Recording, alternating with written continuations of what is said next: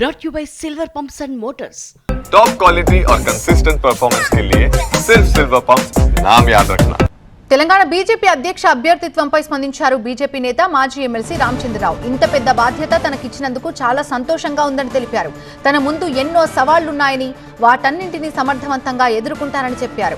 BRS Congress పాలన చూసి విసిగిపోయిన ప్రజలు బీజేపీ రావాలని కోరుకుంటున్నారన్నారు. రాష్ట్రంలో బీజేపీని అధికారంలోకి తీసుకొచ్చే దిశగా పార్టీలో ఉన్నటువంటి నేతలందరినీ కూడా కలుపుకొని పనిచేస్తారని చెప్పారు రామచంద్రరావు.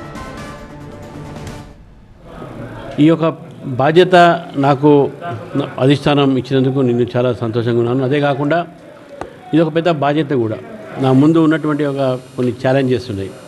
రేపు రాబోయేటటువంటి ఒక లోకల్ బాడీ ఎలక్షన్స్ కానీ, లేకపోతే భారతీయ జనతా పార్టీ తెలంగాణలో అధికారంలో తీసుకువచ్చే దిశలో పనిచేసేటటువంటి ఒక వాతావరణ నిర్మాణం కావాలి. తెలంగాణ ప్రజలు బీజేపీ వైపు చూస్తున్నారు, బీజేపీ ప్రత్యేకంగా భావిస్తున్నారు. వారు టీఆర్ఎస్ని అదే బీఆర్ఎస్ని చూశారు, కాంగ్రెస్ని చూశారు.